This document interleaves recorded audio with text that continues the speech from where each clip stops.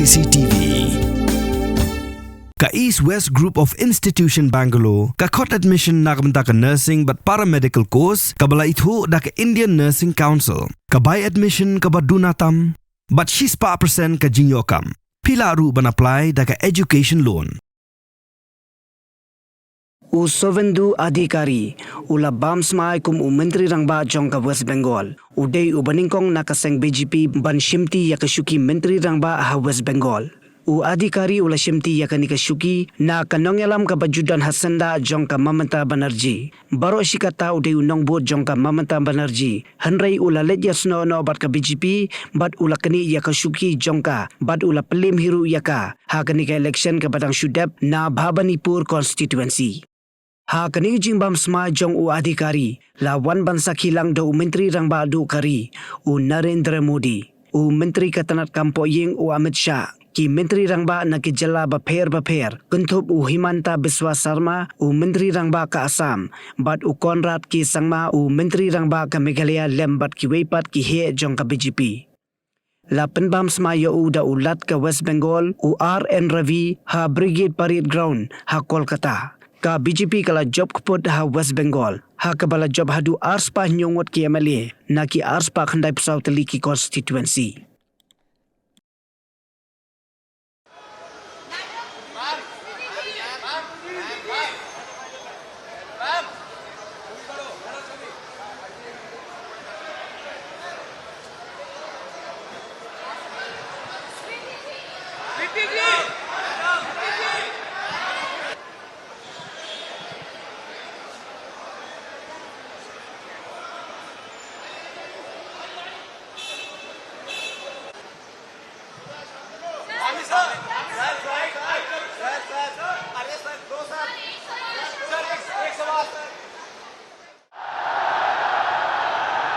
Amin.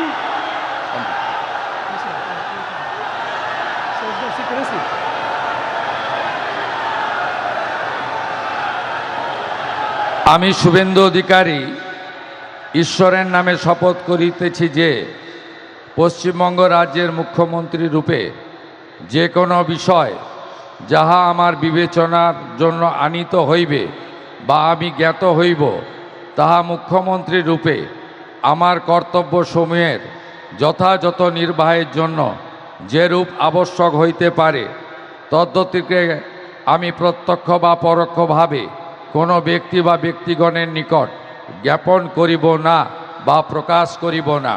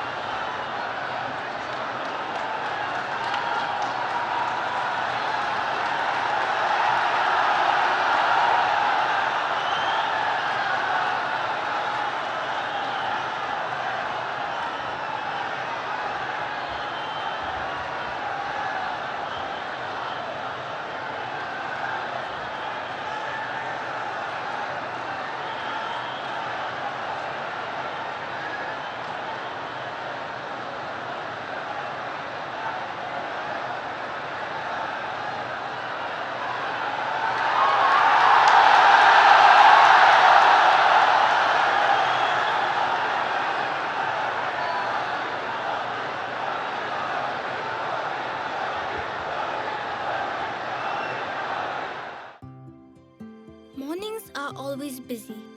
Everything feels fast. I hear mom shouting and I'm trying not to be late. Outside, Shillong is already awake. Cars move slowly, horns are loud. It feels like everyone is in a hurry. Then the STEMS bus comes in, bright and yellow, always on time. The caretaker waves and I feel okay. Inside, we laugh and sing. We share snacks. We help each other with homework. It feels nice.